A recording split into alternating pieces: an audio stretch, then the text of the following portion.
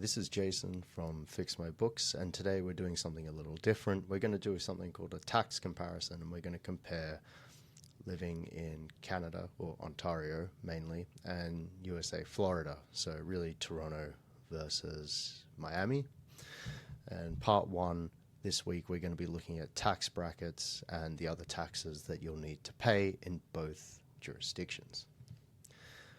So this will be a 5-part video series. So the first part, obviously comparing the tax brackets, like I just said. Part 2 will be interesting because we're going to be looking at the taxes paid on 100,000 US dollars versus 140,000 Canadian dollars. Then we're going to look at the cost of healthcare in part 3. So we need to factor that in because that's kind of included in your taxes in Canada, but it's not included in your taxes in the US. Then part 4, housing and expenses and what it's like living in both cities. That will just be a very basic one. And part 5, high income probabilities. So what is your potential to even earn 100,000 US dollars or 140,000 Canadian dollars? So let's get started. So why are we comparing Florida and Ontario? Well, we get a lot of Canadians either owning a vacation home in Florida or deciding to move to Florida. You can even see in Google Trends that this is a very common topic to look up if you're in a place like Ontario or Alberta. You know, what are the tax rates in Florida, that kind of thing. And there are also some US citizens that think about moving to Canada, and they mainly want to move to Toronto. British Columbia, Vancouver is another one, but mainly it is Toronto. So we'll just get into it with the Canadian rates. And what I've done here is used an exchange rate of 1.4 because this is the shocking and appalling rate we have at this current time. And these are the Canadian federal rates, so the rates that you pay in Canada, as well as the tax rates for the province of Ontario. Now, every province has different tax rates, and you can look them up on the CRA's website. Obviously, we're comparing with Ontario, and I've also broken this down into the amounts in US dollars and CAD, so people can have like a relative idea of what the tax rates are on incomes up to certain amounts or between certain amounts in both Canadian and US dollars. So these are provincial rates on the right and federal rates on the left, and we can see here they start at 15% up to 55,000 CAD, which is about 40,000 US dollars. And then they go up to 33% federal on $246,000 plus. And then that's about 176,000 US dollars. So our federal rates are lower than US federal rates, but you'll see later when we compare the two that they're actually quite different, and that you might be paying more taxes in Canada. And these are the provincial rates, so you can see that they start at 5% up to 51,000. So it's not a one-for-one amount here. They're different, and they're different for every province as well. And that's about 36,000, 37,000 US dollars at this current time. And then they go up to 13.16% on $220,000 and above. And you can kind of see, oh, why are these such round numbers? Well, because not many people in Canada actually earn this amount of money. It's very, very different to the United States. And you'll see that really when I get into it in part 5, which is something you may want to watch out for. What is the probability that you can even earn this amount of money here, even above $100,000? So what we have here are the USA rates, and you can see them broken down kind of weirdly. This thing called single and MFJ, so married filing jointly. And you don't see a provincial/state rate, and we'll get into that in a moment, but we'll just cover this at present. So you can see they start at 10% and work their way up to 37%, which is a little different to Canada, which you can see starts at 15%, then goes to 33%. So the range is quite slim here, whereas the range in the US is quite broad. and it starts at a much lower amount. But you can see as it evens out, you've got 12% to 47,000 US dollars, which is about 66,000 CAD. So you can see it starts at 10% up to 11,600, or about 16,000, sorry, Canadian dollars. I mean, this is basically your basic personal amount, so you wouldn't be paying any taxes in Canada on that.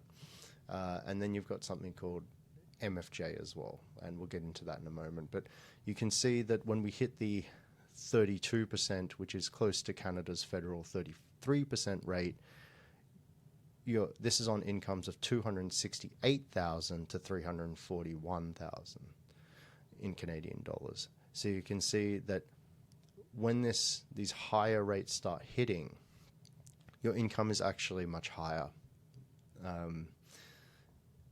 compared to Canada, where we're looking at 33% on 246, 32% on 268. And then you've got these much higher amounts of income, so 341,000 to 850,000 CAD, which is 243 to 609 US at 35%, and 37% at the highest income bracket, federal income bracket, and that's 609,000 US dollars and 853. But just remember that this is a single filer, so a person filing as single. Now, they have different rates for MFJ, and what MFJ is called married filing jointly. So this is when the two spouses decide to file the tax returns together, and then they are both obviously liable for each other's taxes. There are ways to get out of that liability, but we're not going to cover that in this video. And you can see that the amounts are higher than single, or obviously because there's two people filing together. And so, you know, you've got this upper income bracket of just over $1 million in MFJ Canadian, and that's at 37%, whereas in US dollars it's 731,000. So you get this slight buffer increase, and it's roughly double up until these rates here. So these very upper rates that you see here, because you can see here 487, 450, that's double 243, 725. And then the top two rates, these are not double anymore. So they've just got a slight buffer increase. So this is why we don't have Florida listed on there, because there is no state or provincial income tax in Florida. They do have sales taxes, though. Canada also has sales taxes. They do have property taxes. Canada also has property taxes. But you know, that is what it is. States choose to raise their revenue in different ways in the United States, whereas mostly in Canada they raise it in the same way across different provinces. So we're going to have to explain what marginal and effective tax rates are. So marginal tax rates are applied to the last dollar of income. It's the tax rate paid within the highest tax bracket you fall into. So say the last dollar you earn is your 100,000th dollar. The marginal tax rate in the US for you'd quote 22%, or in Canada 20.5%, and this is federally. So what that means is the last dollar of income that gets taxed. It's not your average tax rate, and it's not the tax that's across all the rates, or the dollars that you earn across all different rates. It's just the last dollar that you earn. What is the tax bracket that dollar falls into? And the effective tax rate, this is kind of a better gauge of what tax you're actually paying, because that's the average tax rate across all the income. So it's the total taxes paid divided by the total income. So if you earn $100,000 in Canada, your effective tax rate in USA and Canada is lower than these amounts that you see here, because obviously the first dollar that you earn is not being taxed at the highest rate. And this is everything combined. So now you can really see what it's like in terms of taxes that are going to be paid across different levels of income. And what I've done is I've broken this down into Canadian dollars and US dollars in brackets. And so, say on the first 50,000 Canadian dollars, this is what you're going to be paying federally in CAD and in brackets USD. And then this is what you'll be paying in Ontario. And then this is what you'll be paying total. And this is what you'd pay in the US as a single filer, as well as a married filing jointly filer. And then you'd also get your effective tax rate. So that's the average one. And then you've got this broken down into single and MFJ as well, because their rates are different. And then you've got the marginal rate. And this one has like a little asterisk here, because the marginal rate is the combined rate for federal and provincial. So you kind of have to like work this one out. It's not because you saw earlier when you looked at the tax brackets, you know, one is like 56,000, the other is 50,000, and they're kind of different. So, you know, you've got $100,000 of income here. Your effective rates, when you compare them to the US, when you've got Canada and US, and you've got single and MFJ, you can see they're substantially different. So from lower all the way to upper, the amount of tax, effective tax, right? So the average tax you're going to pay is much, much, much higher, especially as you get into these higher income brackets here. There are, you know, things where you can reduce your tax liability by, in Canada, such as the basic personal amount, which is an amount ascribed to you, where, you know, you don't have to pay any tax on it. Or you've got in Canada, in the US, the standard deduction, which is a similar concept. And it's just shocking, actually, to see the difference in the two tax rates for two countries so close to each other, which have actually very similar tax codes. So the laws within the tax code and the way they go about writing the tax codes are actually quite similar. They have different names for things, obviously, but there are a lot of similarities between the two, but the rates between the two are vastly different. And that's because just you have to think about it this way. For Canada, you're looking at both your Canadian federal and provincial, right? So you've got this provincial tax here, for example, Ontario, that's being pushed in.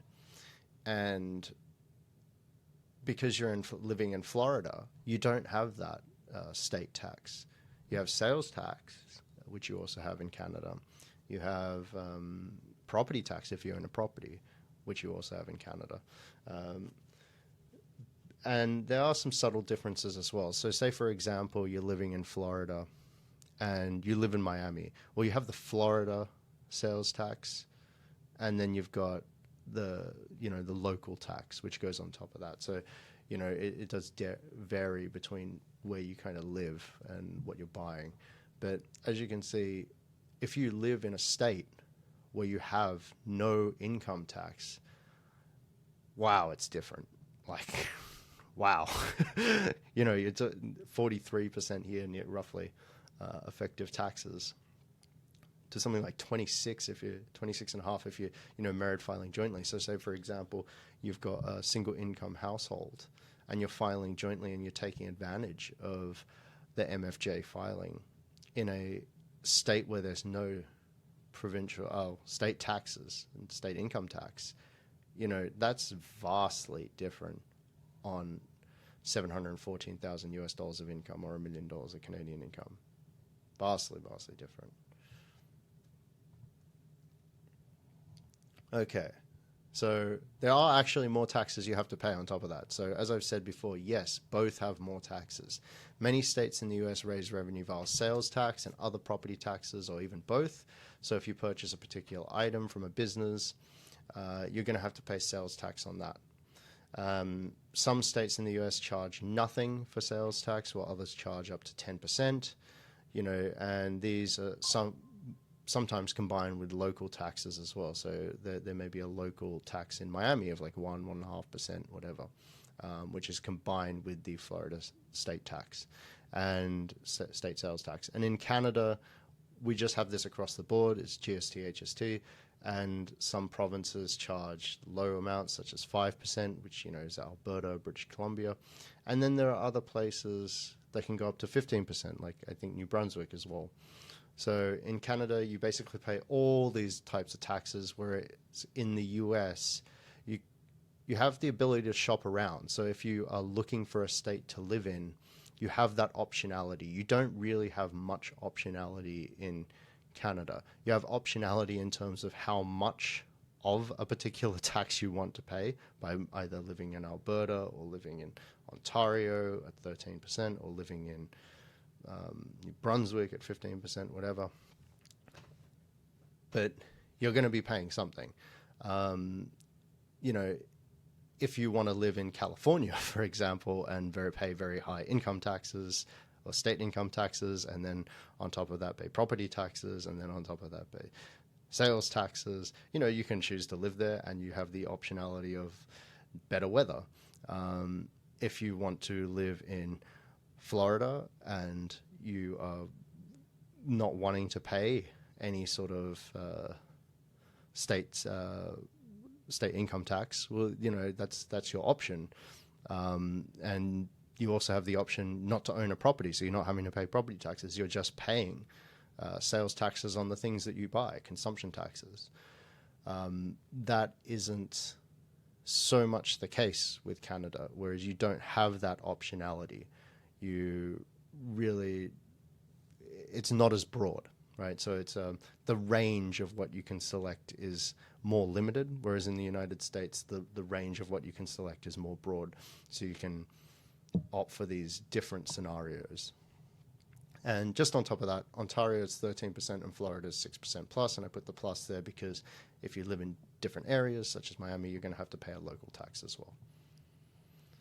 So we're still not done. There are actually more taxes that people don't factor in that you have to put on top of this. So you can see why I split this video up. There's so many different types of taxes, and then all these different scenarios that need to be run as well. So we do have to pay payroll taxes. In Canada, we've got CPP, Canada Pension Plan, and this new CPP, Canada Pension Plan 2. I just put 2 there because that's how it appears when I do the tax returns. But it's more money that we'll have to pay, and this will probably be more expansive as time goes on. And then EI, which is employment insurance. In the USA, you have something called FICA taxes, which is your Social Security, and then Medicare taxes. And then they've got something else, which is an additional Medicare tax, which that kicks in when you have over about $200,000 of income, single filer. You have to pay 0.9%, but I'll get into that. So here are the final comparisons of other taxes that you'll need to pay. And this is where the US, actually, you have to pay a lot more. In Canada, you actually pay quite a bit less, but you earn less income. So let's just look at it in terms of CAD, and then we've got in brackets US dollars, and then I flipped it here where we've got it in US dollars, and then brackets is CAD. So just be aware of that. I've had to flip it. I probably shouldn't have done that, but anyway. When you get income in Canada, like payroll income, you're going to have an employee contribution to Canada Pension Plan, which is 5.95%. In the US, Social Security is actually 6.2%. So it is a little higher. Employer contributions is equal to what the employee contributions are, and that's now 6.2% in the States and 5.95% in Canada. And then self-employed, you got to join these two together. So you got both. So you got 11.9% in Canada and 12.4% in the States. However, now we have this CPP2, and this is up to 8%. So 4% employee, 4% employer, and 8% of the paycheck. But it is sort of capped, and it's between these wage limits. So you'll see how much the maximum is going to be looking at these below. So what we've got in Canada for CPP, we've got just under $4,000 plus this CPP2 of $188, and you've got the US dollar amounts underneath. And then self-employed, you've got to double this, because effectively you are your own employer and your own employee. Now, there are wage limits on these. So for CPP, the first CPP, it's up to $68,500. You pay these percentages. And then between $68,500 to the $73,200 mark, you're paying these percentages. So that's why it's capped at $188 or $376. And then you've got EI on top of that, which you've got to pay. So it's 1.66%. And then employer contribution is 1.4 times the employee contribution. And this is the one where being self-employed in Canada actually can be beneficial to you. If you don't actually want to pay EI, you can opt out of it. It's optional if you want to participate in it. And then it's limited as well, and up to a certain income dollar amount, which is $63,200.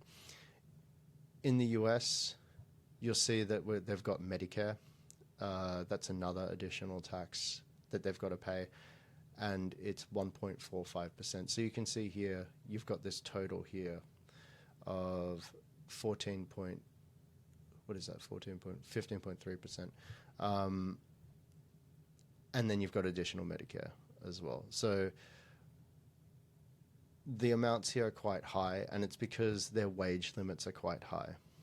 So the employee maximum that you're going to be paying in the US is nearly 15,000 Canadian dollars, just over 10,000 US dollars for Social Security. But if you're self-employed, this is where it takes a really big chunk, and it's nearly 30,000 Canadian dollars that you'd have to pay. So just look at the difference between this $7,735 versus $29,269. And that's just because the income limits are so high. So you're basically, 3.5 times the income here, which is why you're paying so much more. That's the fault of the maximum. But there are other items which have no maximum, right? So Medicare has no maximum. So you're going to have to continue to pay this 2.9% if you're self-employed on your income. And then when you earn over a certain amount of income, you're going to be paying even more money. So in the US, it's 200,000 single, as I mentioned, 250,000 married filing jointly, which in Canada is 280,000 to 350,000. And it's just this 0.9% you have to pay towards Medicare. So that's it for comparing the different tax brackets. Next, we're going to go into what are the actual taxes you're going to pay on 100,000 US dollars, 140,000 CAD based on the exchange rate at the time. And then we're going to balance that out by factoring in the cost of healthcare, housing, and different expenses in part 3 and 4, and then high income probability. So what is your potential to actually earn this type of income? And this one is, you're going to want to watch part 5. It's crazy. You're not going to believe it. All right. That's it from me, Jason at Fix My Books. So yeah, thanks. I hope you enjoyed the video. If you have any other suggestions, please feel free to put them in the comments section down below. And don't forget to like and subscribe. Cheers.